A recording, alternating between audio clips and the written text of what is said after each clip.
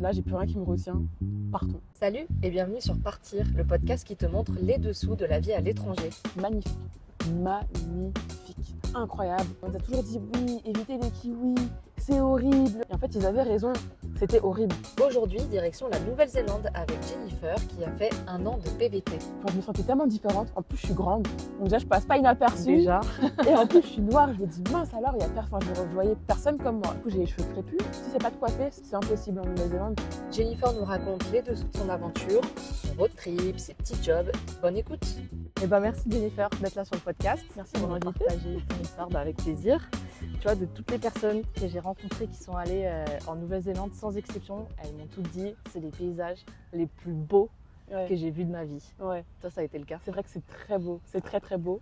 Après, petite nuance que j'aime préciser, je trouve que c'est quand même des paysages que tu peux retrouver en Europe. Dans le sens, tu vas en Suisse, tu vas dans des parties de la France, tu peux trouver des paysages similaires, mais je trouve qu'il y a quand même ce côté très impressionnant de la Nouvelle-Zélande. Ok.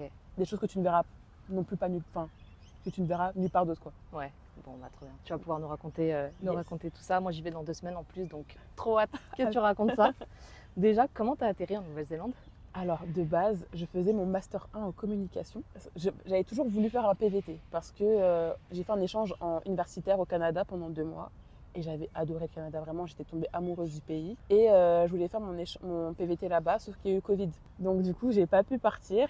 Et de base, j'étais prête à faire mon Master 2, etc. Sauf que malheureusement, ma mère est décédée. Du coup, je me suis dit, bah là, j'ai plus rien qui me retient. Partons. Ok. Partons. Je ne savais pas encore où. Et du coup, j'hésitais un peu. Canada, je pouvais pas parce que c'était tirage au sort. Et on m'avait parlé de la Nouvelle-Zélande. Je me suis dit, bah pourquoi pas. Pourquoi pas. Ma pote, elle hésitait entre. Enfin, j'hésitais entre l'Australie et la Nouvelle-Zélande. Ma pote était plus tentée de partir en Nouvelle-Zélande. Donc je me suis dit, bah go, on va en Nouvelle-Zélande. Allez, Voilà. elle t'a tenté, tu l'as suivi. Exactement. Trop bien. T'étais déjà partie avec ta pote ou c'était la première fois que vous partiez ensemble? Alors, on était partis un week-end en Belgique, mais c'est tout. Et là, c'était vraiment le gros voyage.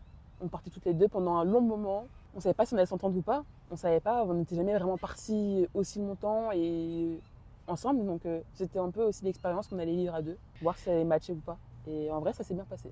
Tant mieux, parce Ouais. que des fois ça peut, ouais, Parfois, au ça peut mal contraire, terminer. Ouais, bah, j'ai entendu ton podcast là. Je me suis dit, mince podcast alors. de Bettina pour ceux qui veulent l'écouter. Très intéressant d'ailleurs, j'ai beaucoup aimé. Merci. Et est-ce que tu peux du coup nous expliquer un petit peu comment ça fonctionne pour les démarches pour un PVT en Nouvelle-Zélande? Ouais, alors du coup, c'est plutôt similaire à l'Australie. D'abord, tu fais ta demande de visa. Donc, si elle a accepté, généralement, tu achètes ton billet après, parce que si jamais il est refusé, tu achètes un peu ton billet pour rien. Ensuite, tu arrives dans le pays. Il faut que tu fasses ta demande de TFN, d'IRD, pardon, c'est comme le TFN en Australie. Donc c'est le numéro de taxe fiscale. Exactement, ouais, nationale. exactement. Tu ouvres ton compte bancaire, c'est à peu près tout ce qu'il faut faire. Après, moi, ce que je conseille de faire quand tu arrives, c'est que tu prends quelques jours en auberge de jeunesse. Vraiment, tu arrives, tu prends quelques jours en auberge de jeunesse, histoire de faire quelques petits contacts avec d'autres backpackers. Ensuite, tu fais du woofing. Comme ça, t'évites de trop dépenser ton argent dans les logements. Et tu en profites pour faire tes démarches administratives, parce que ça peut prendre 1 à 2 semaines. Une fois que c'est fait, bah là, tu peux commencer à chercher du travail et même acheter une voiture et à partir. Et faire un peu ton vadrouiller, aventure. quoi. Exactement. Et avant de partir, t'avais déjà en tête que t'allais faire ces démarches-là comme ça? Pas du tout. Ok. Pas du tout, mais enfin, c'était. Nous, au départ, quand on est arrivé, on s'est vraiment dit d'abord, on fait l'IRD, le compte bancaire. Pour nous, c'était vraiment les 2 trucs les plus importants et trouver du travail. Mais après, tout ce qui était un peu astuces, tips, woofing, etc., non, pas du tout. Tu t'étais renseigné un petit peu sur le pays avant de partir? Pas du tout. Et c'est un peu mon erreur aussi, je pense. J'aurais dû me renseigner un peu plus. Et je pense que si je m'étais un peu plus renseignée, je me serais rendu compte que c'est pas le pays qui est le plus adapté pour moi. Je pense que l'Australie, c'est plus un pays qui me correspond que la Nouvelle-Zélande. Par rapport à quoi? Par rapport à la vibe, par rapport au style de vie, par rapport à la diversité, par rapport au monde. Je pense que c'est un pays qui me correspond plus. Bon, on va y revenir allez, tout à l'heure. T'as mis combien de temps avant d'avoir ton visa validé? Ça m'a pris un peu moins, grand maximum 1 semaine, ça c'est Ok. sûr. Ah bon, bah ça va, c'est pas... Pour la Nouvelle-Zélande, c'était maximum 1 semaine. Pour l'Australie, ça m'a pris 1 minute. Ouais, c'est vraiment du tac au tac. Ouais, c'est vraiment 2 durées différentes. Ouais. Ouais. Bon, du coup, c'était ta première expérience comme ça, aussi loin à l'étranger? Alors non, parce que j'avais fait mon échange au Canada pendant 2 mois. Après aussi longtemps, ouais. Ok. Et du coup, tu ressens quoi avant de partir? T'es dans quel mood? Appréhension parce que là, tu es vraiment livré à toi-même.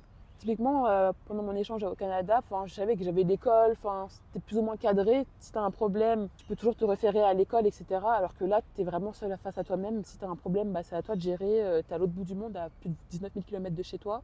Là, tu te dis, bon, c'est stressant, mais après, j'ai eu la chance de partir avec mon ami, donc on pouvait se reposer l'une sur l'autre. Donc, c'est aussi différent que si j'étais partie toute seule, pour le coup. Carrément. Ouais. Tu as au moins quelqu'un à point de repère pour Exactement. être avec toi. Trop bien. Exactement. Et du coup, tu arrives là-bas. Comment ça se passe tes premiers jours? Premier jour, on arrive à Auckland. Super cool, on rencontre je crois qu'elle venait de Suisse, mais elle parlait français. Et elle nous dit, écoute, venez, là c'est la Gay Pride, allons-y. Allez. Donc on y va, on est arrivé sur la fin de la parade, donc c'était un peu dommage, mais super ambiance, trop cool, on rencontre d'autres personnes super sympas aussi. Et on se dit, en fait ça va bien, ça va être trop bien. On se dit, ça va être trop cool, démarrage trop cool, les gens sont super cool, donc ça commence à démarrer plutôt bien. Ça te rassure un peu pour la suite? Ouais, sauf qu'après on fait un woofing, ça se passe pas très bien. Ah. Donc le woofing, le principe c'est de travailler pour le propriétaire, en échange tu as le logement et la nourriture fournis. Et en fait, le truc, c'est qu'on travaillait, mais on n'avait pas vraiment la nourriture fournie, quoi. On était un peu plus ses esclaves qu'autre chose. Et on n'avait pas forcément le droit de tout manger, de manger à notre faim. Parfois, ils nous donnaient un sachet de pâtes instantanées, tu vois. On pouvait manger le midi, c'était juste ça. Parfois, à un moment, je me rappelle, il nous a donné une saucisse qu'il avait fait cuire. Il nous a dit, vous pouvez manger ça avec du pain. C'est ton repas. C'est ton repas. On a mangé du coleslaw pendant 2 semaines entières, tous les jours. On n'en pouvait plus d'un moment. Et c'était le même coleslaw, mais qui était réutilisé. Et rajouté de la mayonnaise pour que ça passe un peu mieux. Le riz aussi, on avait ramené en gros, les courses quand on arrivait, on avait des courses de l'auberge. Elle a utilisé toutes nos courses pour faire à manger, alors qu'on est censé être fourni en nourriture. Mais bon, soit à la limite, au bout d'un moment, ça va être utilisé, donc ok. Et c'est le riz qu'on a ramené, qu'on a mangé pendant 2 semaines. En gros, il le réchauffait, ou alors il mettait du coco, de la coco, de la sauce, du coco milk, de la crème de coco pour un peu recuisiner avec. C'était lunaire. Et on travaillait comme des tarés. À un moment, on nous a fait monter sur le toit pour nettoyer ses vitres extérieures, alors que c'était dangereux. Il nous a dit, faites attention aux vis, parce que si vous n'êtes pas sur les vis, vous pouvez passer à travers le toit. On s'est dit, ah d'accord, ok. Ça se passe comme ça. Bon, ça va. Ouais. Mais ouais, du coup, on est content d'être partis au bout d'un moment. Vous êtes resté combien de temps chez lui? On est resté 10 jours. Okay. 10 jours bien trop long. Bien trop long, ouais. Encore moi, ça va, je vivais un peu mieux parce que, il faisait clairement du favoritisme. Moi, je parlais mieux anglais que mon ami et il s'intéressait toujours à moi pour même parler d'elle alors qu'elle était à côté, quoi. Très irrespectueux. Et on s'est dit, vas-y, on fait les économies au maximum, au moins on fait tout nos trucs administratifs, on achète notre voiture et au moins, comme ça, après, on se barre. Et donc, on est parti plus tôt que prévu. En fait, on est parti un jour plus tôt, on savait pas. Et en fait, il a très mal pris, il a même pas voulu nous déposer à l'arrêt de bus. On a dû vraiment montrer qu'on allait partir. On lui a demandé, est-ce que tu peux nous déposer à l'arrêt de bus, sachant qu'il habite mieux nulle part, tu vois, et il savait très bien.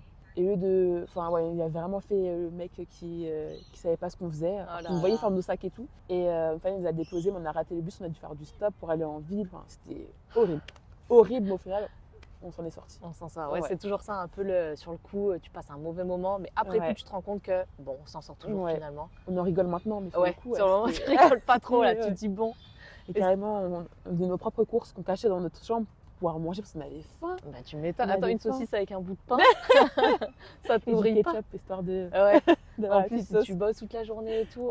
C'était pas très bonne expérience. Pas super expérience. Après, on en a eu une deuxième, ça s'est mieux passé pour le coup. Ok. Bon, ça va.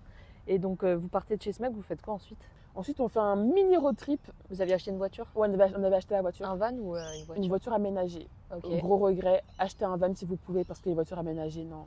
Pas pendant un an en tout cas. Pas pendant un an. Vous l'avez gardée pendant tout votre séjour là-bas? Non.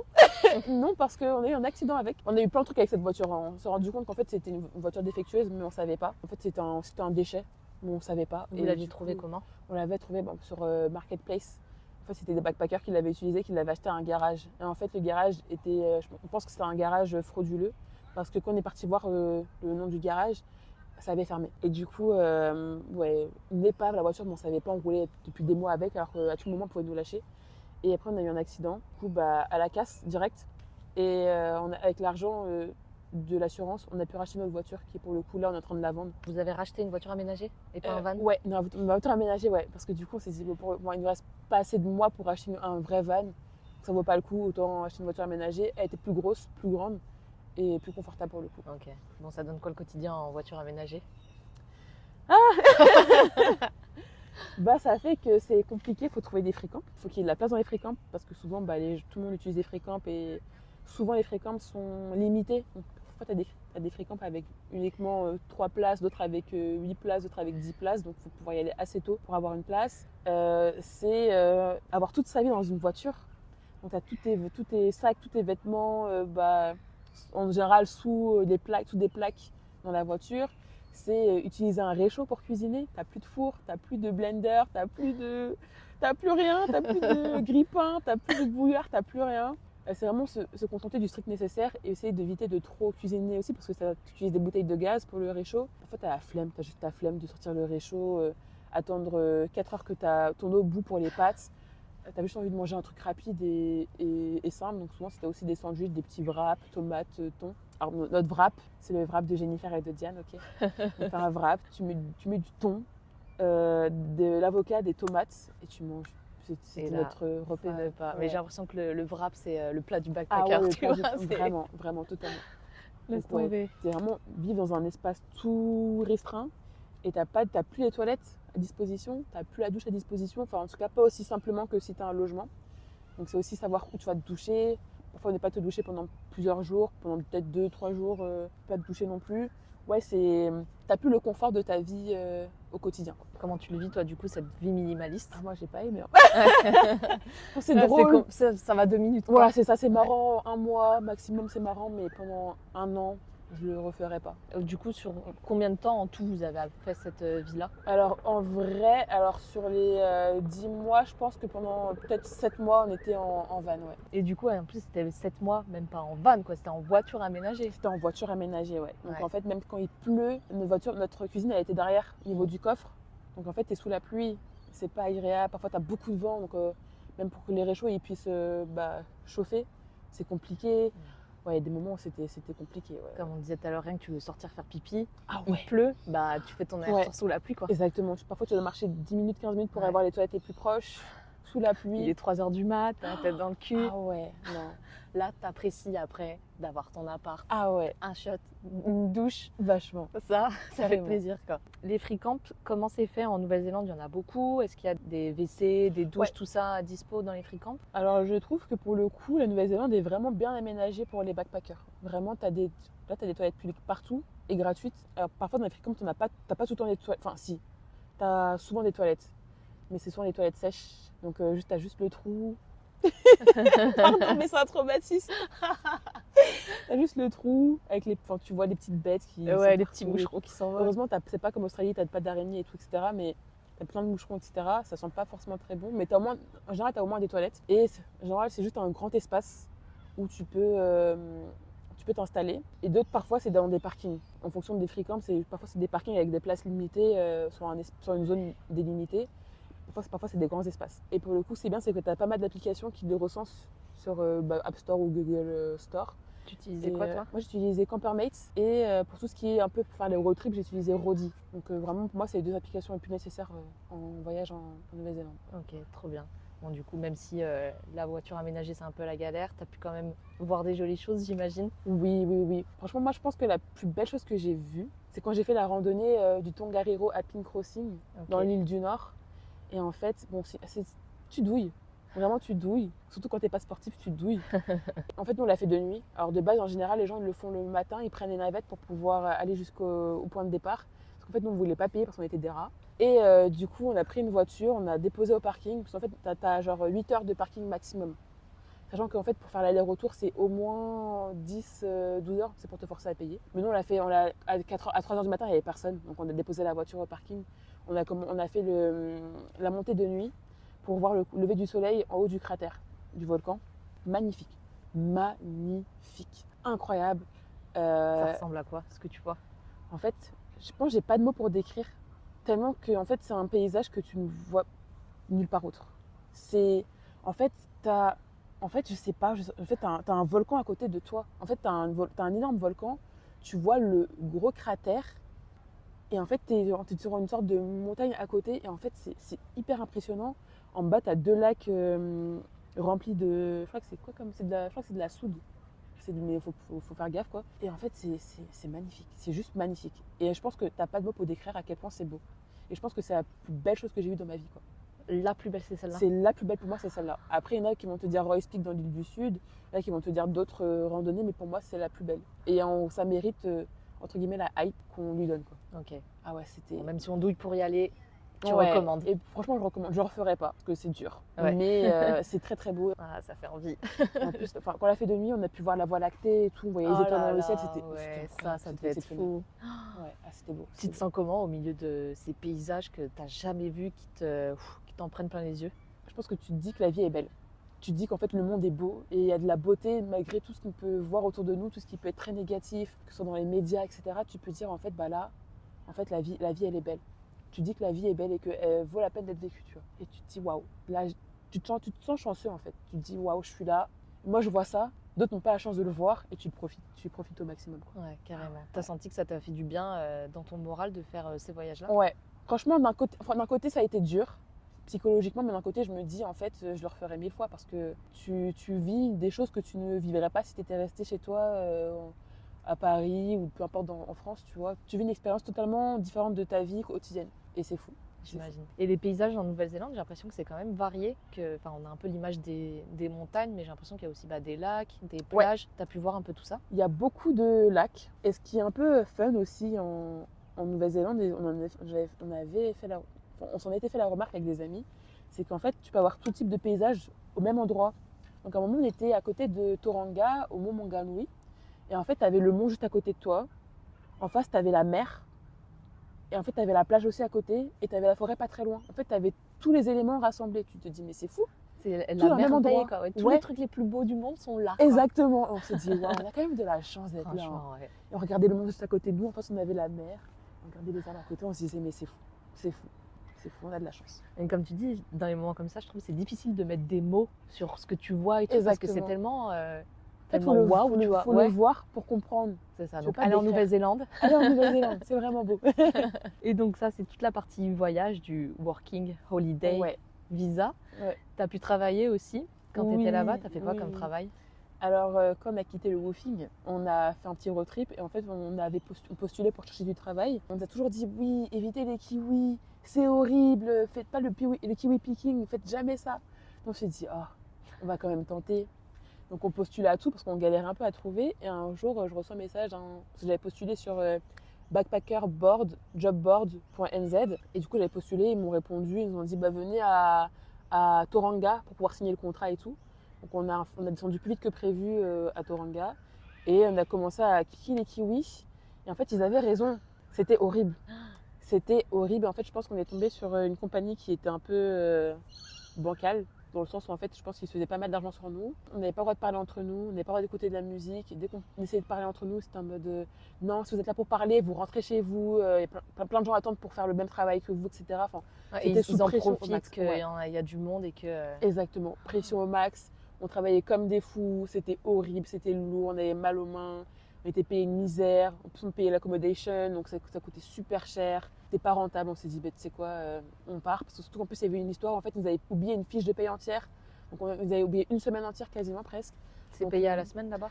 C'était payé à la semaine, ouais. Et donc du coup il manquait de l'argent et tout, bon au final ça a été réglé parce qu'on a discuté avec eux, etc. Et après on s'est dit, en fait on peut pas rester là, on part. Et donc le garçon avec qui on avait fait la randonnée au Tongariro, il nous avait recommandé à son travail à Topo. Donc on est descendu à Topo, on a travaillé dans un restaurant, moi en tant que kitchen hand, mon amie en tant que serveuse. Après moi je suis partie au Japon, je suis revenue, j'ai repris le travail en tant que kitchen hand, mais en fait c'était la basse saison. Donc très compliqué d'avoir des heures. Surtout qu'en plus on avait un job pour deux, donc en fait c'était déjà divisé, on n'avait déjà pas beaucoup d'heures, donc en plus divisé par limite par deux, c'était pas intéressant. Donc on a commencé à faire un road trip dans l'île du Nord mais à côte Est. On est descendu à Christchurch, on avait un pet sitting là-bas. Et on a cherché sur place à Christchurch. Donc là-bas, j'ai été serveuse dans un fine dining. Après, j'avais pas beaucoup d'heures non plus, donc j'ai pu faire, grâce à une agence d'intérim, j'ai pu travailler dans une usine de plastique. Donc j'avais juste à découper des morceaux de plastique, etc. Franchement, hyper chill, trop bien. Meilleur taf que j'ai fait. Mieux que les kiwis. Ouais, largement. Et la team super sympa. Après, c'était que pour 2 semaines malheureusement, donc du coup, j'ai dû changer. J'ai fait un jour en tant que... à la poste pour trier les colis. J'ai dû faire ça, j'ai fait ça pendant un jour. Puis après, on m'a contacté pour travailler dans une usine de nourriture pour les animaux de la ferme. Et donc, j'ai fait ça pendant 3 mois. Et donc, ouais, je paquais des sacs et je les mettais sur des palettes. Et après ça, je suis allée à Queenstown et j'ai travaillé dans une blanchisserie. Donc en fait, il fallait plier les draps, les laver, etc. Donc, Ok, c'est vraiment ce ouais, que t'as j'ai fait plein de trucs quoi. Ouais, T'as plein de testé petits boulots. C'était boulots. pas très long à chaque fois, mais c'était des expériences. Ça va, ça t'a globalement plu ou comment Alors, tu dis de faire ces petits boulots-là? Ouais, je trouve que c'est une expérience. Ouais. Tu apprends à être polyvalent, à t'adapter, à faire des travaux que tu n'aurais jamais fait avant. Et pas forcément facile, parce que c'est Bah c'est ouais, pas ouais. forcément facile, surtout l'usine de nourriture pour animaux. Ouais, C'était j'imagine. dur, très dur, des shifts très différents. Enfin, j'avais un shift du matin, un shift du soir. Donc le matin, je commençais à 6h et je finissais à 15h30, mais j'étais à 1 heure de transport. Donc des réveils à 4h. Et après, le shift du soir, c'était de 14h30 à minuit. Donc c'était vraiment très décalé, mais c'était une bonne expérience, en Ok. vrai. Ouais. Ouais. Bon, t'as pu tester les petits jobs, Exactement. locaux. Ouais, ouais, ouais. Est-ce que tu as eu l'occasion de vivre la culture locale, de t'immerger un peu dans des traditions, la culture néo-zélandaise? Alors je trouve qu'il n'y a pas de culture. Ok. Malheureusement, tu sens que ça a été un pays colonisé et qui est vachement inspiré des cultures assez anglo-saxonnes. Donc typiquement Bah, l'Angleterre, très américain aussi, je trouve, Ouais. d'un côté. Même si au moins ce côté capitaliste, je sens quand même ce côté très américain avec les grosses voitures, les grosses routes, tout est très gros, tout est très grand. Et c'est vrai que c'est très con ce que je vais dire, très bête. Mais quand je suis arrivée, quand on me dit Nouvelle-Zélande, je m'attendais à avoir des Maoris partout, en mode, c'est bête, hein, mais très kamaté, tu vois, voir des personnes, des Maoris, quoi. Et en fait, j'en ai pas vu. La première fois que j'en ai vu, c'était un de mes woofers qui était Maori, quoi. Et encore, il connaissait pas trop sa culture lui-même non plus. Donc en fait, T'as senti que la culture, les Kiwis, plus que les Maoris? Ouais. Les Maoris sont juste concentrés à un endroit dans l'île du Nord, c'est surtout Rotorua. Et même là, moi, quand j'ai fait mon petit road trip, j'en ai pas vu. Ouais. Par contre, il y a un village là-bas, un village maori, où en fait ils font des sortes de spectacles, etc. Mais ça, j'ai pas eu l'occasion de le faire. Et du coup, niveau nourriture aussi, est-ce qu'il y a des spécialités ou c'est genre les fish and chips? Fish and chips. Fish Fish and chips. D'ailleurs, j'ai appris que là-bas, ce qu'ils aimaient bien manger, c'était du pain de mie. Tu mets du ketchup, des frites, et encore un pain de mie, et c'est ça. Sandwich aux frites. Sandwich aux frites. C'est ce qui se fait beaucoup apparemment. Bon, bah écoute, il en faut pour tous les Il y en goûts, a pour tous les goûts. comme on dit. Mais ouais, non, niveau culture culinaire, vraiment très déçu. Après, je m'attendais pas à grand chose, mais Ouais. Quand même. Mais un petit peu de bouffe. Un quoi. petit peu Surtout quand quand même, on est français, tu vois, on Mais aime trop oui. la bouffe. Exactement. Exactement, mais bon. Et les Kiwis, du coup, ils sont comment, les Néo-Zélandais? Je trouve que globalement, ils sont plutôt gentils. Ouais, il y a cette réputation, je trouve, Ouais. les Néo-Zélandais, ils sont trop gentils, trop sympas et tout. Tu l'as senti ou Franchement, j'ai trouvé vraiment sont gentils. Après, c'est vrai qu'en tant que backpacker, t'es plus. J'étais avec mon ami, du coup, j'avais plus resté avec mon ami, Ouais. rester entre backpackers. Mais franchement, globalement, en vrai, les Néo-Zélandais sont vraiment gentils. Ils sont plutôt chill, pas prise de tête. Si jamais t'as un problème, ils vont venir te demander est-ce que ça va, est-ce que tu as besoin de quelque chose. J'ai pas. Ouais. Plutôt bonne expérience globalement. Ok. Ouais. Trop bien. Et tu disais du coup que tu étais surtout avec ton ami, du fait d'être parti à deux, Ouais. t'as réussi quand même à te faire des potes là-bas ou vous étiez principalement toutes les deux? On était principalement toutes les deux, mais dans les Kiwis, on s'est fait quand même pas mal de potes. Donc ça, c'est cool, après que des Français. En vrai, on s'est fait des bons potes quand même. Ok, Vraiment je sais que quand je retournerai en France, je les retrouverai. trop bien, c'est ça, cool. ça fait plaisir. Ouais. Bon, du coup, Mais ouais, après, avec les locaux même, pas tant que ça. Pas tant que ça. bah, surtout comme tu dis, genre t'es backpacker, bah, tu vas peut-être plus avec des backpackers, C'est surtout vrai. quand t'es de passage. Ouais, c'est Bah, ça. En fait, on restait pas assez longtemps pour Vraiment rencontrer des connecté. locaux, quoi. Ouais. Et niveau anglais, du coup, ça va, tu te débrouillais? Ouais, j'avais Avant déjà de un bon partir. niveau d'anglais, donc là c'était vraiment pour essayer aussi essayer de comprendre tous les accents, parce que c'est vrai que c'est un accent encore différent de l'américain, et même en Australie aussi c'est encore différent. Donc c'est vraiment pour améliorer mon écoute et même ma fluidité et essayer de faire moins d'erreurs quand je parle comme ça. Tu vois. Et alors l'accent, ça va, au début, ça a donné quoi? C'était dur au début. C'est un peu compliqué, mais après tu t'y fais. Ouais. Fais. À Faut part ceux chaque chose en qui son viennent temps. vraiment de la province, là tu sens la différence, t'as un peu plus de mal, mais au bout d'un moment tu t'y fais. Faut le temps de développer son oreille. Exactement. Ouais. Et du coup, tu as pu tester et le voyage et le travail en Ouais. Nouvelle-Zélande, donc tu as pu faire des choses diversifiées. C'était quoi le truc le plus challengeant pour toi là-bas? Tout recommencer à chaque fois. Parce que comme tu bouges beaucoup, il faut toujours que tu puisses recommencer, reconstruire ta vie sociale, entre guillemets, retrouver du travail, retrouver là où tu vas pouvoir loger, etc. Si jamais tu ne pouvais pas loger dans la voiture. Enfin, c'était vraiment en fait ce constant renouvellement que tu devais faire. Et je trouve que c'est un peu une charge mentale aussi à la fois.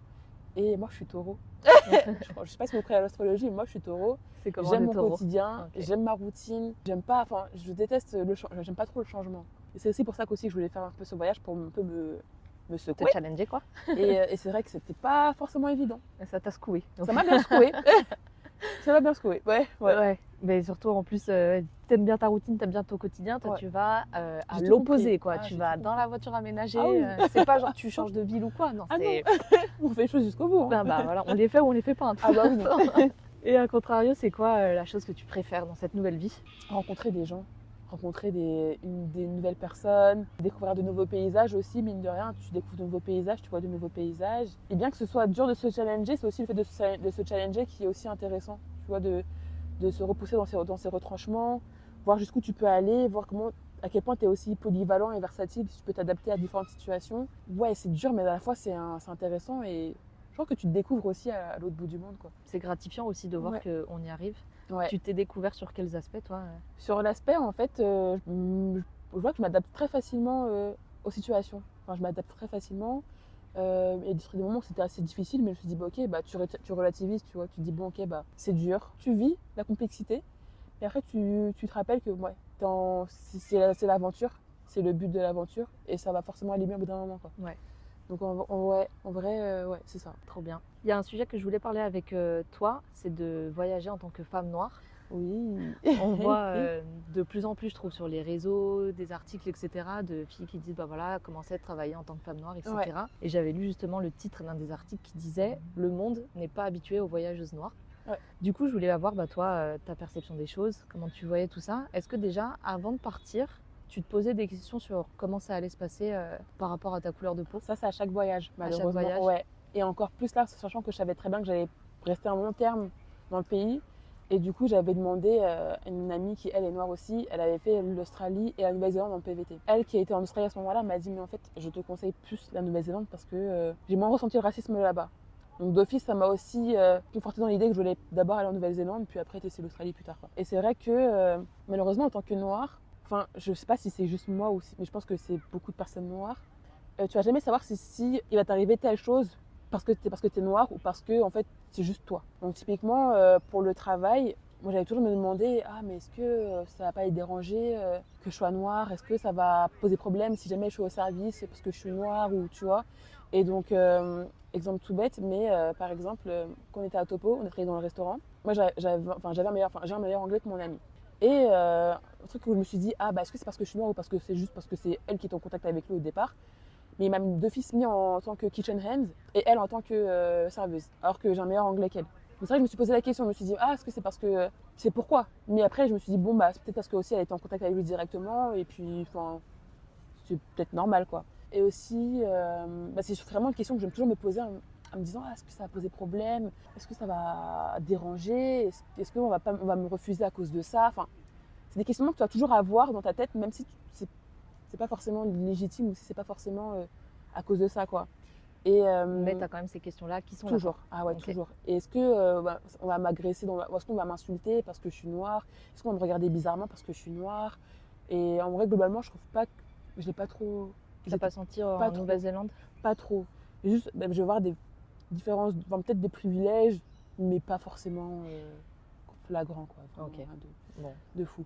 Mais c'est vrai que c'est des questions que je me pose tout le temps. Ouais. Tout le temps. Tu parlais en plus tout à l'heure de charge mentale, genre la voiture, le machin, le nana, et du coup ça te rajoute une charge mentale en plus. Ouais, quoi. ouais. Comment tu gères tout ça, toutes ces pensées, tous ces questionnements qui viennent en même temps?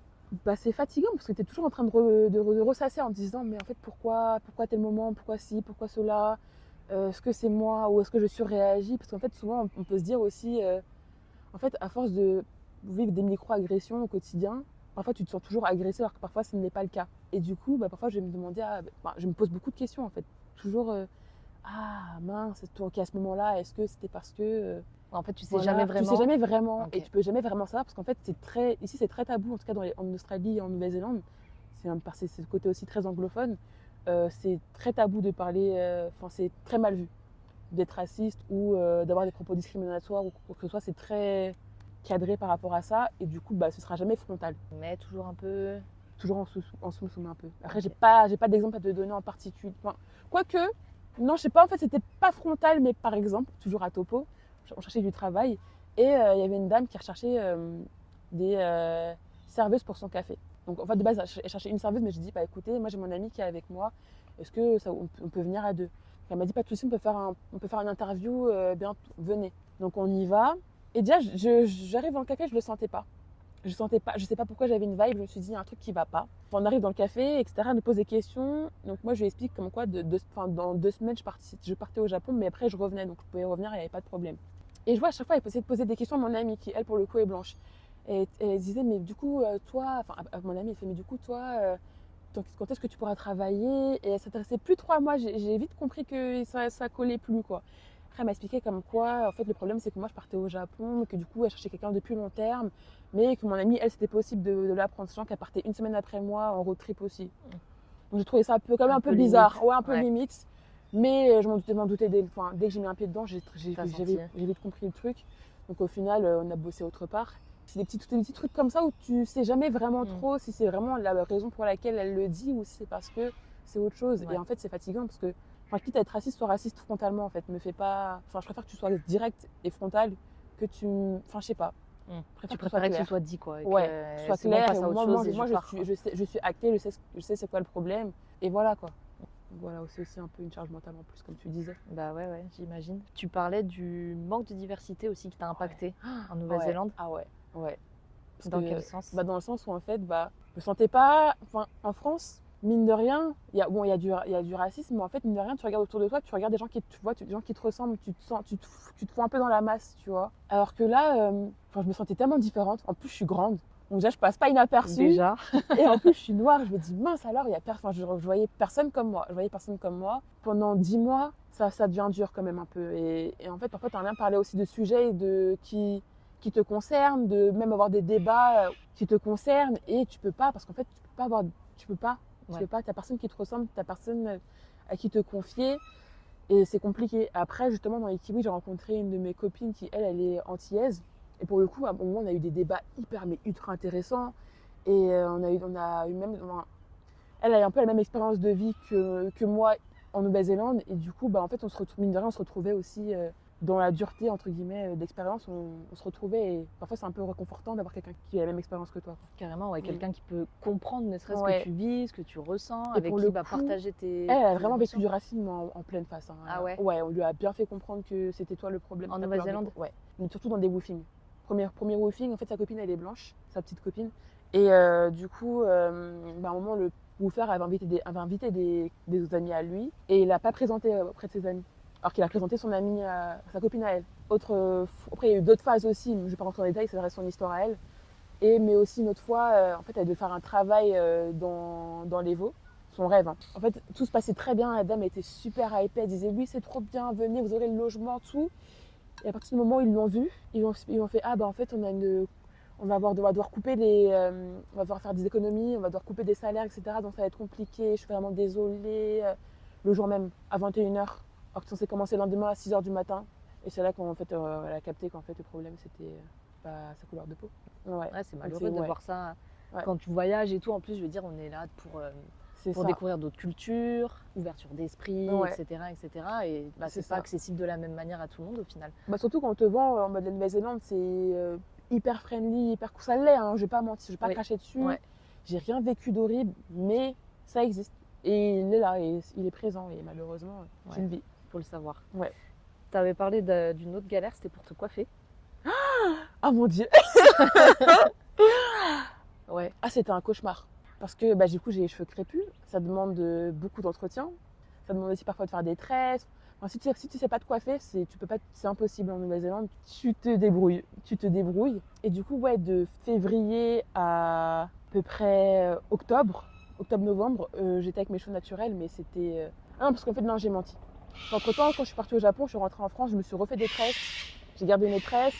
Puis après, j'étais en naturel pendant bien 4-5 mois. Mais en fait, même si je voulais, il n'y avait pas de produit adapté pour mes cheveux. Donc, en fait, j'utilisais des produits, mais qui ne sont pas adaptés. Donc, c'est des shampoings pour les cheveux lisses ou les cheveux pas crépus, quoi. Même des masques qui ne sont pas adaptés pour mes cheveux. Tout ce qui est crème, après la douche, après le shampoing, etc., c'était pas adapté à mes cheveux. Oh, c'était un cauchemar. Et en fait, même si je voulais commander en ligne, par exemple sur Amazon, je pouvais pas parce que c'était pas disponible en Nouvelle-Zélande. Mais en Australie, ça l'était. Et après, pour se faire coiffer, il a fallu que j'arrive à Queenstown, donc au mois de début décembre, pour trouver une coiffeuse noire qui, elle, du coup, elle était spécialisée dans les cheveux caucasiens. Mais comme elle venait du Zimbabwe, elle savait coiffer des cheveux noirs. Donc pour le coup, elle m'a dit, bon, moi, j'ai pas le temps de pouvoir prendre autant d'heures sur ta tête, parce que j'ai une grosse tête en plus, pour faire les tresses. Mais j'ai une de mes copines qui, elle est tresseuse, elle peut te coiffer. Donc elle m'a pu me coiffer, mais c'était pas aussi bien qu'en France, mais dans tous les cas. Et c'est 2 fois plus cher. J'ai dû payer $230 pour me faire coiffer, ouais. Donc, là, pour te dire que j'ai bien gardé les tresses. Ah Avant bah de les là, enlever. ouais, c'était jusqu'au bout, quoi, Mais, ouais, rentabilisé. mais très contente de trouver à la fin, quoi. Mais ça a été Ouais, tu au bout de presque 10 mois d'expérience en Nouvelle-Zélande, quoi. Tout Ouais. le long, sinon. Toi, tu savais quand même te coiffer Ouais, comment mais tu- c'était vraiment je faisais des petites tresses que je gardais pendant peut-être 2 semaines. Après, je les refaisais toutes les 2 semaines. Mais sinon, j'ai gardé 95% du temps attachées. Parce que sinon, quand je les ai tachées, je peux pas utiliser les produits adaptés et ça va les casser. T'as senti qu'ils étaient plus abîmés Ouais. et que ça les a impactés? Ça m'a beaucoup coupé mes cheveux, Ok. parce que c'était vachement cassé. Et c'est plus une question que je m'étais posée avant de partir. Parce qu'une influenceuse que je suivais, je lui demandais mais comment tu fais pour te coiffer en road trip, en backpacking. Elle m'a dit mais c'est une super question, je ferai un contenu sur ce sujet-là. J'ai jamais De vu ouf. le contenu. Ouais. Donc je la relancerai parce que ça peut être un sujet très intéressant. Et c'est vrai qu'en fait on se rend pas compte mais c'est une grosse galère. Hein. Oh, c'est une grosse galère. Toi, t'as des tips du coup pour justement se coiffer en road trip? Apprenez à vous coiffer. Ok. Apprenez à vous coiffer et apportez vos produits de France. C'est vrai que des fois, en plus, si tu voyages en sac à dos, bah t'as pas masse de place, quoi. Ouais, non. Prends Ouais, un sac à dos plus grand. exactement. Ouais. Ouais, Purée, ouais. c'est vite la galère. Mais C'est pas le des choix. petits détails, mais Ouais, qui ouais. font la différence dans le quotidien. Ouais, ouais. En plus, quand on est en road trip, comme tu disais, t'es déjà dans les sacs, t'es dans la voiture et tout. T'as pas envie de t'embêter avec ça, quoi. C'est vrai. Bon, bah écoute, si quelqu'un a la recette magique, des tips pour se Donnez-la, coiffer en s'il vous road plaît. trip, partagez-les. C'est important selon toi que les femmes noires soient davantage représentées dans le monde du voyage, etc. Ouais, parce que je pense qu'il y a beaucoup de pensées limitantes aussi, de se dire que, ouais, bah, comme moi, la première, quand je suis arrivée, je me suis beaucoup posé de questions en me disant, oui, est-ce que c'est un pays raciste, etc., etc. Mais c'est pas parce que certaines personnes sont racistes que tout le pays est raciste, de un, et que de deux, que ça va t'empêcher de profiter de ton séjour et de vivre des expériences de fou. Enfin, je sais que si je m'étais limitée au fait de me dire que, ah bah non, j'ai peur qu'ils sont racistes, j'aurais pas vu les paysages que j'ai vus, j'aurais pas rencontré les personnes que j'ai rencontrées, j'aurais pas vécu l'expérience que j'ai vécue. Et mine de rien, ça m'a fait grandir de fou. Pour rien au monde, je retournerai en arrière, quoi. Enfin, je me dis, mais je l'ai vécu et je suis une autre personne maintenant. Enfin, tu grandis tellement et pour moi, grandir, c'est important d'évoluer, de grandir, c'est tellement important, même pour soi et pour les autres aussi. Donc ouais, et je connais beaucoup de personnes noires qui voyagent peu à cause de ça. Parce Et qu'elles ont qui- ces et qui ont questions peur, de qui ont- je vais vivre du racisme Ouais, sur place. ouais. Et du coup, ce serait trop dommage de se limiter à ça. Le monde est trop grand, il y a plein de choses à voir et on n'a qu'une vie, donc il faut qu'on puisse explorer. Quel conseil du coup tu donnerais à ces personnes qui ont peur de voyager et qui osent pas trop? Il faut se lancer. En fait, Ouais. le plus dur, c'est de se lancer. Mais en fait, si tu réfléchis trop, tu te lanceras pas. Et si tu te lances pas, bah, tu verras jamais, tu le vivras jamais. Et c'est trop important de vivre, je sais pas. Faut vivre. En fait, on n'a qu'une seule vie, il faut qu'on la vive. Elle est trop courte. Vivons-la au maximum. Et même, ok, parfois ça va être dur, parfois ça va être vraiment, t'auras des gros dingues, mais en fait, c'est ce qui fait toute la beauté de l'expérience. Et si tu vis pas, bah en fait, à quoi bon, quoi? C'est À ça. quoi bon?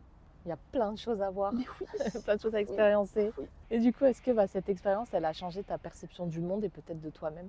Enfin, t'en parlais déjà un petit peu, oui, mais du coup, Ouais. en quoi? Bah, je me prends moins la tête déjà. Avant, j'étais très matérialiste. Et bah, maintenant, je suis un peu en mode, bah écoute, ok. J'ai vécu dans une voiture, je Ouais. peux te dire que c'est bon. Et on en a cassé une, d'accord? Pour te dire que c'est ok. Et je suis plus dans l'optique en fait, de me dire que, ok, bah, matériel c'est bien, mais en fait, les souvenirs, ça n'a pas de prix. Et en fait, bah, tous ces souvenirs, je les emporterai avec moi, tu vois. Alors que tout ce qui est téléphone, ordinateur, caméra et tout, bah, ça restera ici. C'est bien dit, c'est beau. Les souvenirs, tu les emportes avec toi. Ouais. Si tu pouvais revivre un seul moment de ton PVT, ce serait lequel? En vrai, ce serait les kiwis. Ah ouais? C'était dur, hein. On a rencontré des gens. En fait, c'est grâce aux kiwis qu'on a rencontré certaines personnes. Et je les aime d'amour. Et c'était vraiment devenu des amis. Donc, du coup, en fait, mine de rien, grâce aux kiwis, il y a plein de choses qui se sont découlées. Et ouais, je revivrais les kiwis.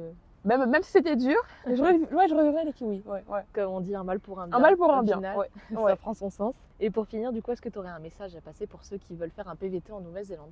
Renseignez-vous bien sur le pays. Si vous n'êtes pas trop nature, je pense pas que ce soit le pays adapté pour vous, sauf si vous êtes prêt à vous poser dans un endroit et vivre la vie locale. Mais je pense que le plus intéressant quand même, ça reste un pays qui reste intéressant pour les paysages. Donc faites-le si vous aimez marcher, les randonnées, là où vous n'avez pas peur de la hauteur, vraiment pour visiter. Et juste lancez-vous. Lancez-vous et vous ne le regretterez pas parce que le plus dur c'est vraiment de te lancer. Une fois que tu es lancé, en fait, tu vis ta best life. C'est ta meilleure année, Ta meilleure année et je pense que tu ne regretteras pas. Vraiment zéro regret. Et bah merci en tout cas de nous avoir partagé ton parcours, ton histoire. C'est super intéressant. Merci de m'avoir interviewé, merci de m'avoir invité. Avec plaisir. Allez écouter les autres podcasts, ils sont vraiment bien, ils sont hyper intéressants. Ah, merci. Et elle fait du super travail, donc bravo. Merci. Bravo. Merci d'avoir écouté cet épisode. Si vous a plu, je vous invite à mettre une note, un like, un commentaire, ce que vous voulez. Ça aidera vraiment à soutenir le podcast. Et si vous connaissez quelqu'un qui veut partir en PVT en Nouvelle-Zélande, je vous invite à lui partager cet épisode. À bientôt!